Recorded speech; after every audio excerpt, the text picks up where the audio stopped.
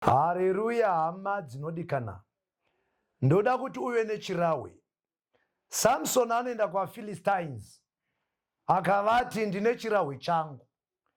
Kana muchinge magona kundipa mhinduro mumazuva matatu, ndichakupai 30 pieces of ropes.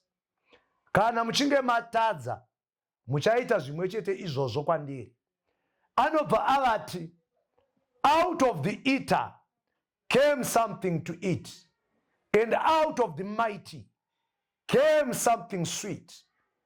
Mune chinodya, mabuda chinodyiwa. Mune chine simba, mabuda chinotapira. Ndoda kuti ndikuuze kuti wherever there is a lion, there is a Samson to kill that lion. Whatever challenge you are going through, that challenge is meant to be defeated by you. You are the only person designed by God to overcome, to conquer that challenge. You are the only person that has been called by God to conquer, to overcome that challenge. Mu challenge imomo domne breakthrough yako. Mu challenge imomo domne blessing yako. No matter how much the lions are roaring, I want you to advance forward. Don't retreat. Unema situations awakatarisa now, usamatize, but advance. Une zvinhu zviri kutoku zvauri kufunga kuti zvine simba pauri. Uri kutofunga kuti zviri kukupedza simba.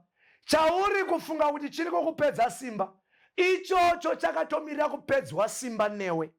Ndosaka Samson akazoti, mune chinopedza simba, mabuda chinotapira.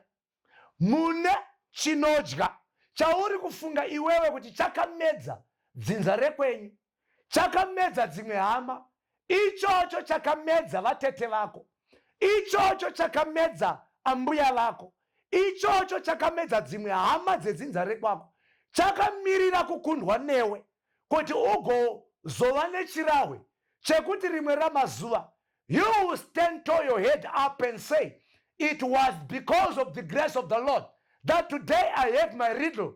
Out of the eater came something to eat, and out of the mighty came something sweet.